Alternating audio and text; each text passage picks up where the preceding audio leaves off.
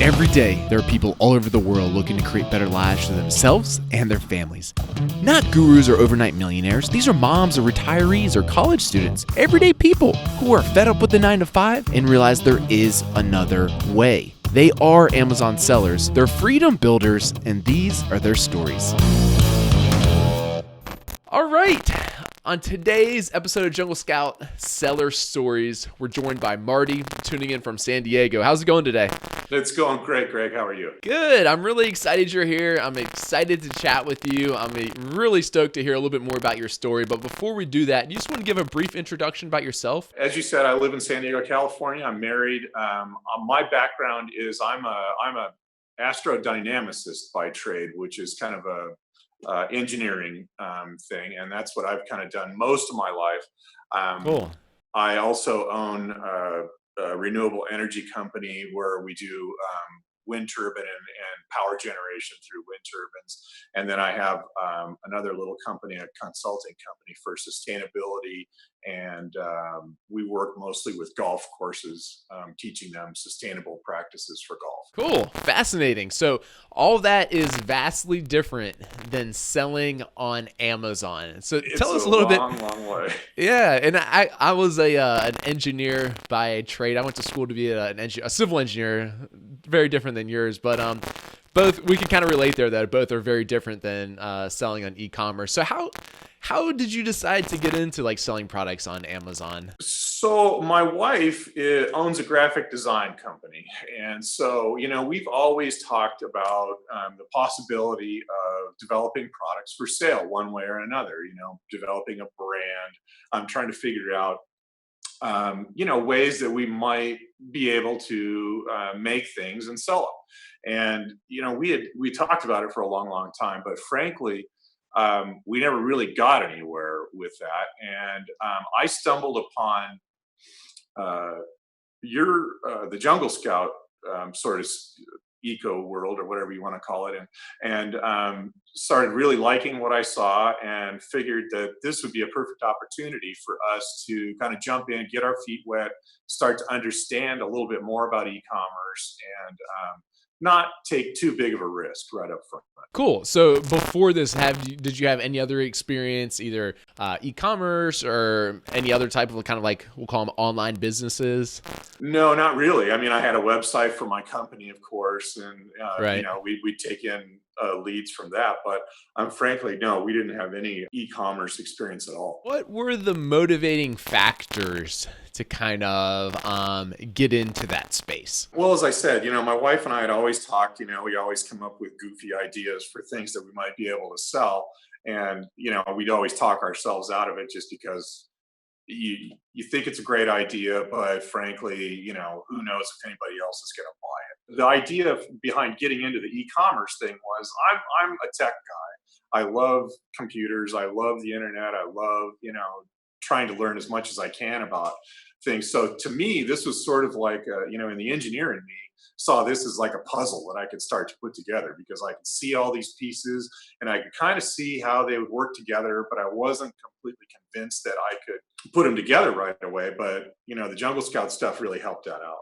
It sounds like with like the consulting stuff and that type of stuff, you very much have to, like you get paid for each kind of like hour worked. Was that a motivating factor at all to kind of like try to set up systems instead that are making sales without you spending the time? Or that's actually a really important point. I think that with my wife and her graphic design company and my consultancy, we kind of see ourselves in the service industry a lot, and we're being paid kind of by the hour to do our thing, and we're getting to the point. I'm 56 years. I turned 56 years old this week, and I'm kind of getting to the point where I would like not to have to do that sort of thing. We'd like to be able to kind of do, I think, what you guys are doing, which is travel around some more and not be tied to a particular office or a particular industry where I feel like, hey, I've got to go and I've got to market myself to these people and I've got to provide on deliverables. This would be a really great way for us to sort of escape a little bit, maybe sell the house, maybe travel, get out and do some different things. We've been at it for a long time.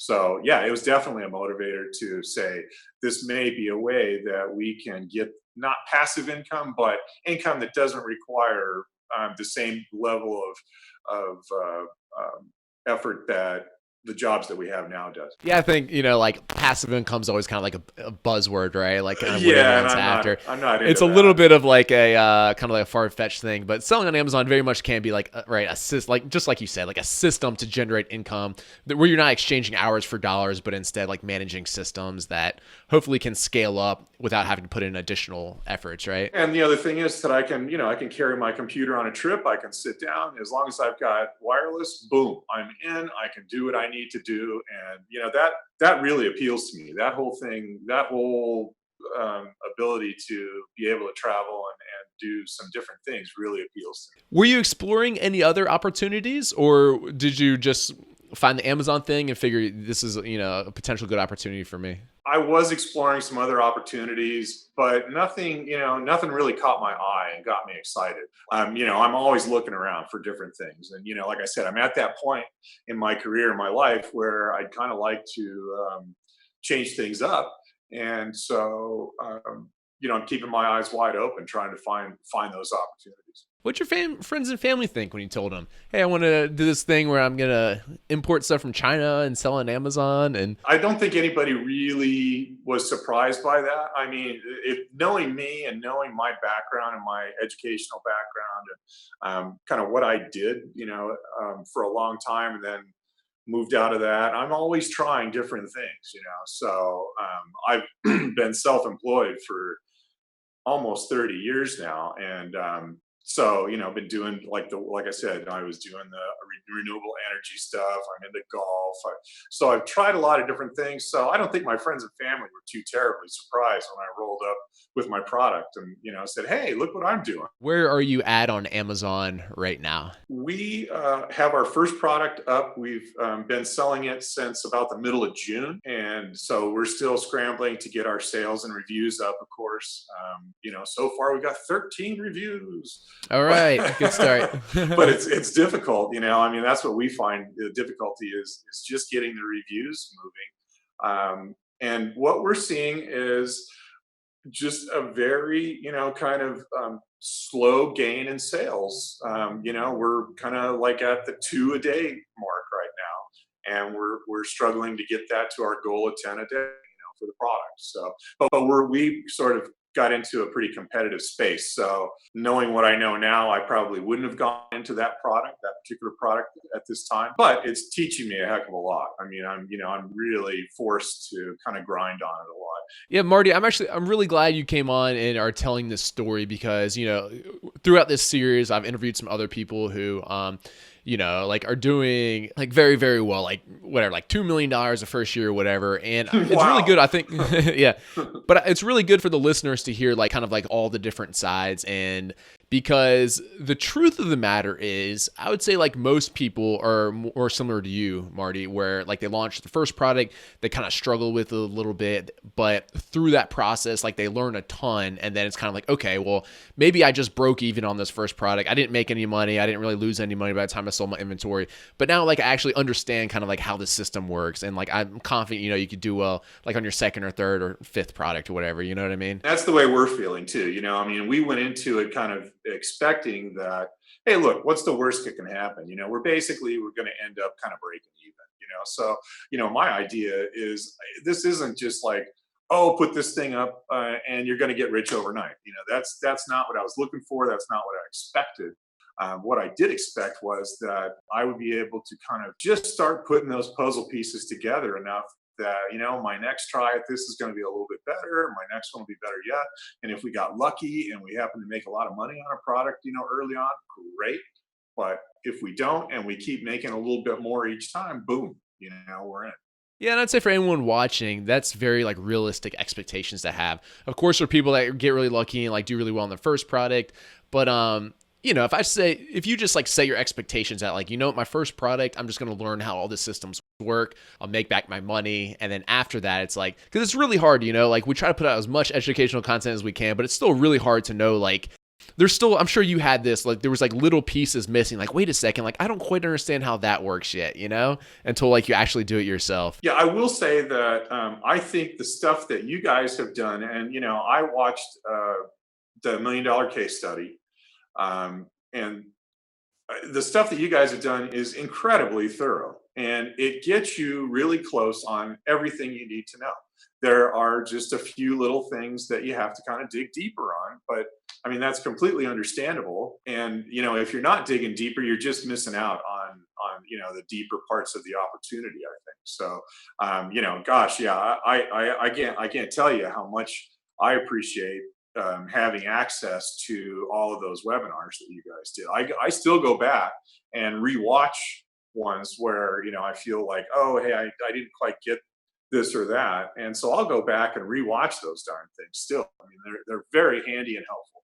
What were some of the things that you still had questions on? And maybe if you've solved them, you could kind of share those with the listeners. One of the most key elements to all of this for me is the shipping and understanding the shipping, because the shipping plays such a critical role in the costing of the products.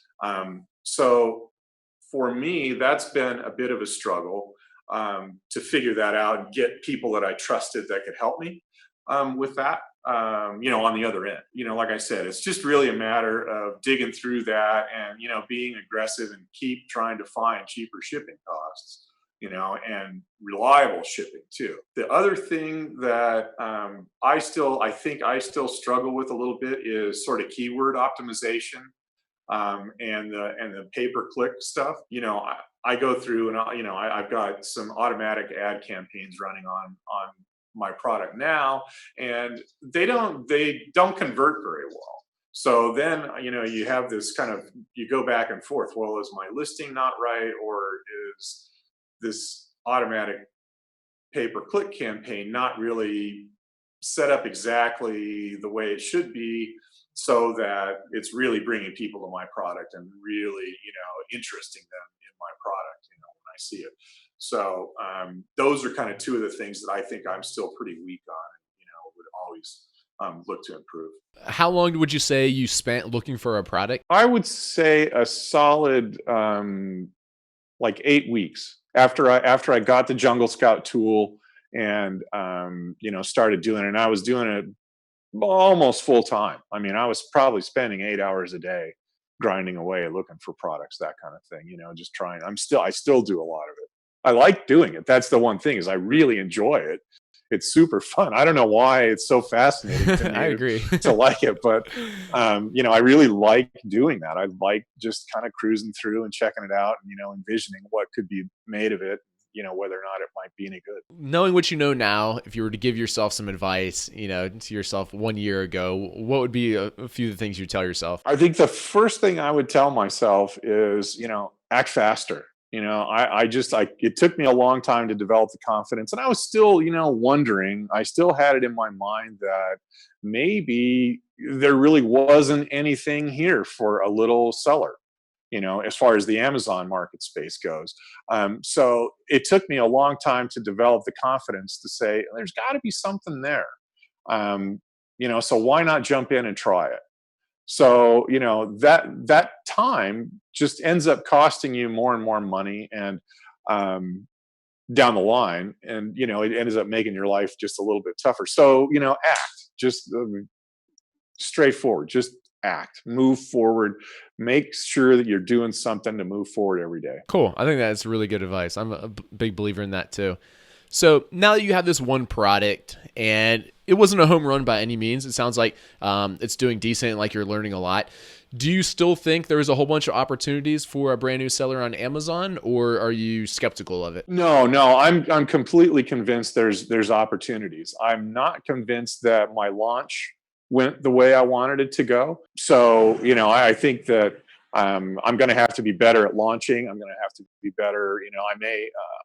I'm going to have to, admit to myself maybe that I'm going to have to do some rewrites on the listing. There's other things I can do to optimize the product that I have, but it's not a home run. It's not killing yet. But the fact of the matter is, it's selling 2, 3, 4, sometimes 5 a day. And so I'm convinced there's something somewhere out there. It's just a matter of getting it right. I still have to get mine right. And it's funny because the product that I chose actually was, it's trending really big, pretty darn popular. And then in early August, late July, some really negative press came out about it. And it swarmed the internet. Oh, And really? yeah, so we saw, our sales were climbing really nice, and then all of a sudden they dropped off for a little while, while all these goofy articles went through the internet. And Right. so there was a bit of a scare about it. I'm thinking, oh God, what have we done? We've gotten into this thing, and now we're not. But now it's coming back, and it's just kind of it's creeping back up.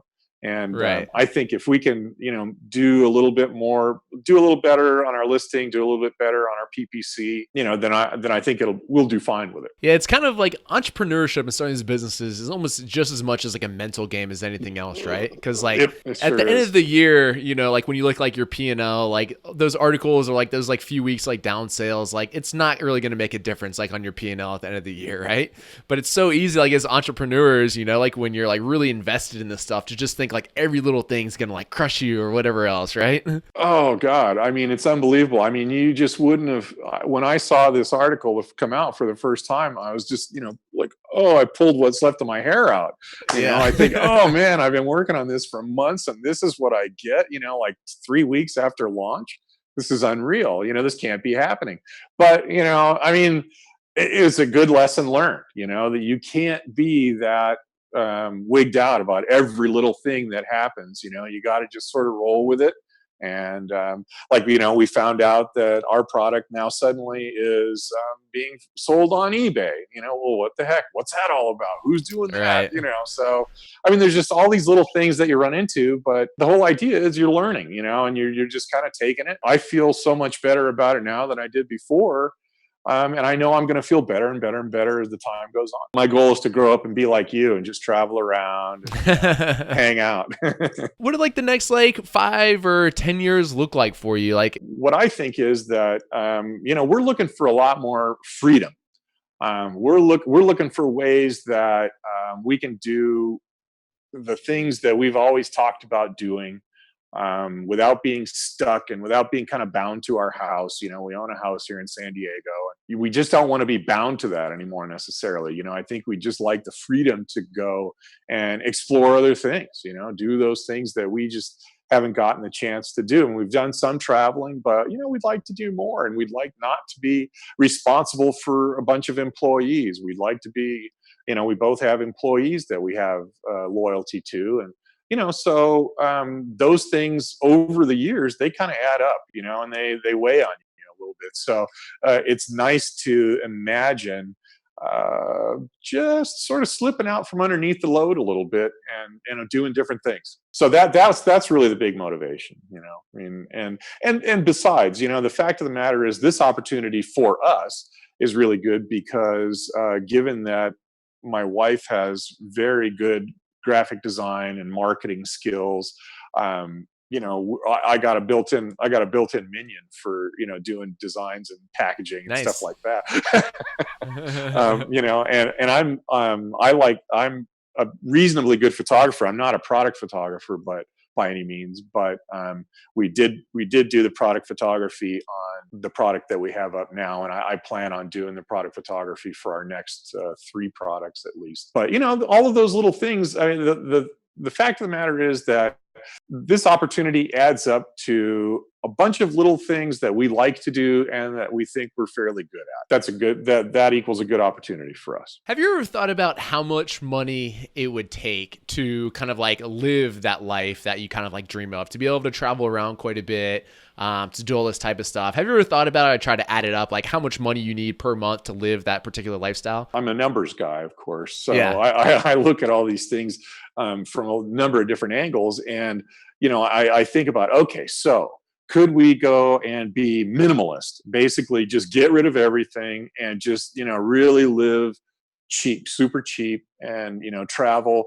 And, you could probably do that, on maybe 8 or 10K a month. If you want to run a little bit nicer and eat nicer and stay in nicer places, my guess is it's probably, on the order of say 15K a month. That's what we're kind of looking at, but that's not keeping the house. If we wanted to keep the house, then for us, it would be a little bit more, Yeah. I guess you even live if, in one of the most expensive regions of probably the world. yeah, we live in a pretty expensive place. So it's, Right. it's a little bit hard to say, oh, we're going to, it'd be really great to keep our home base and travel, but, maybe just Airbnb the house out, to kind of help cover expenses. So we've, looked at all those things, and, the numbers come back, and, just, it all depends on how great you want to live. If you want to live, kind of on the down low and go cheap, you can go fairly cheap, I think. But just depends on what you want to hold on to. A lot of people I talk to have like similar kind of like motivations as you do. Essentially, just like more like freedom, like location, like more like financial freedom. And what I think is like one of the cool things about it is like everyone I talk to, no one's like, oh, I need to be making like $1 million a year or whatever, because like I dream of just driving around Ferraris, like whatever else. I think it's really cool. Like, and I hear like those numbers. Actually, the number I hear most common is $10,000 a month. I think yours is probably a little bit higher because you like live in a pretty expensive region of the world.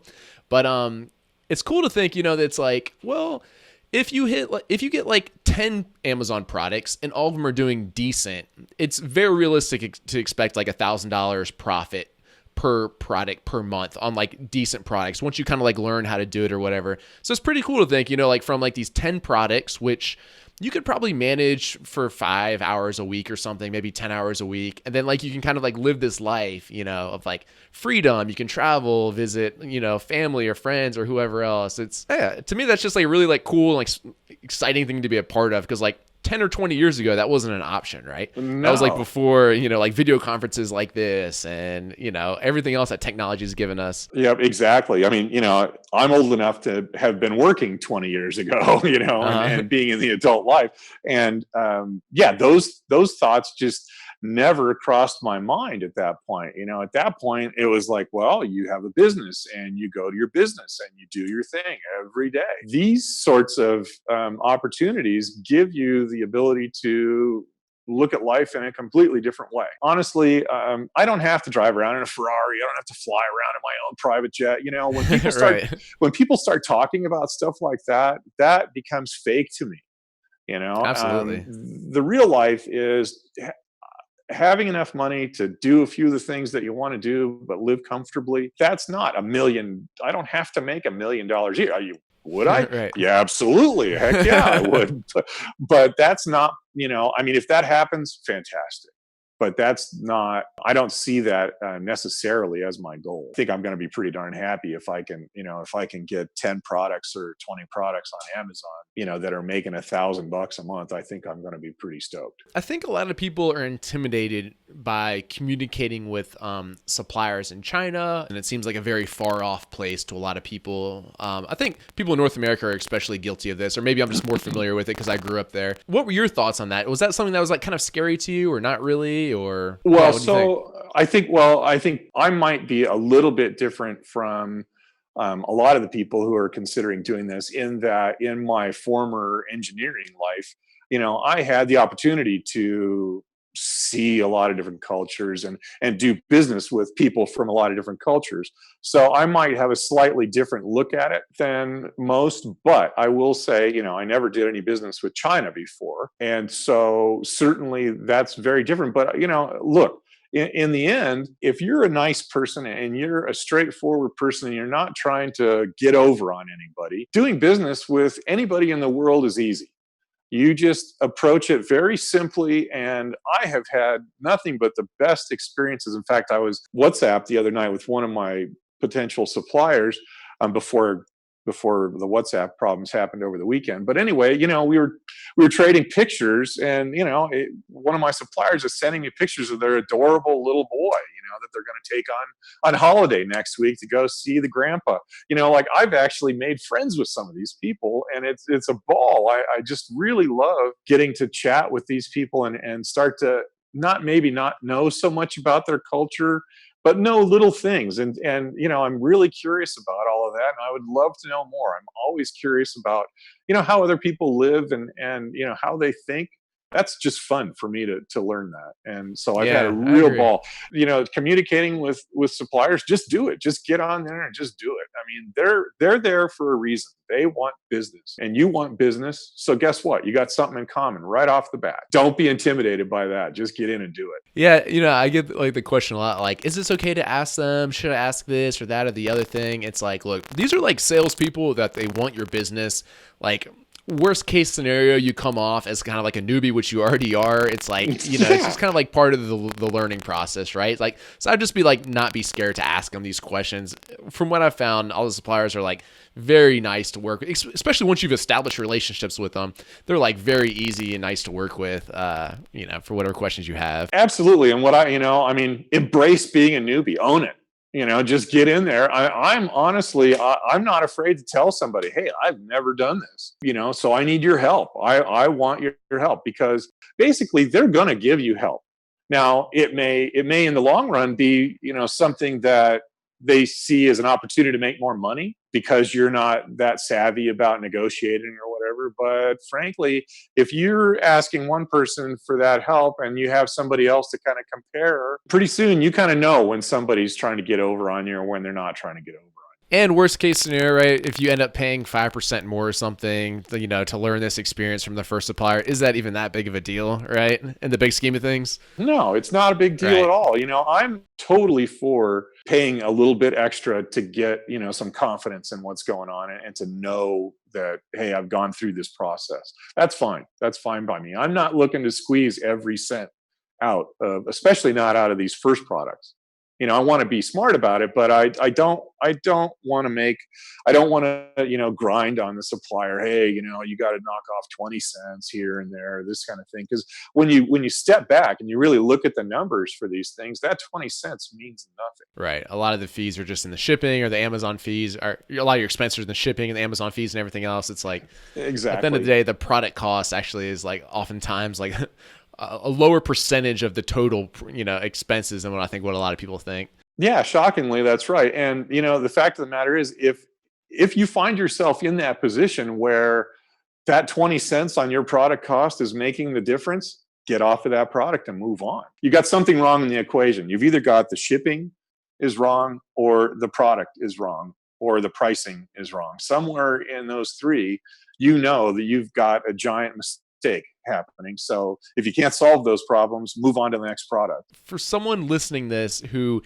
is in the exact same shoes that you were a year ago, just getting started, do you have any tips for them? I know you've given a lot, but any final ones we kind of haven't discussed? One tip I would give is, don't get too jazzed about a particular product right off the bat. I mean, make sure that you kind of, you look through, and those numbers that come back when you do a Jungle Scout run, don't don't take that as gospel. That's not necessarily what's going on. Watch the product for a while, take some time, and really learn about the other listings that are in the space, and really think through about how you can do something better than the others in that space, one way or another. I mean, I think that's a really big key, at least for me, is really analyzing the space that you're looking to get into, and trying to figure out, are you really capable of making a better product, or making a listing that's good enough that will attract people off of those other products that are already established. Very good insights, Marty. I appreciate you very much coming on. We've gotten a lot of value out of this, and I think your story is very relatable, and also you've given the audience lots of very usable advice, which I'm sure they appreciate. So thank you very much for spending an hour of your day to chat with me. And yeah, I hope to come down to San Diego and see you soon. Hey, get down here. We'll go. This is one of the craft beer capitals of the world. So make All sure you right. come down. We'll go out and we'll have a beer or two. And I might even have a little hard liquor. All right. All right. Take care. All right. Thanks. Thanks, Greg. See ya.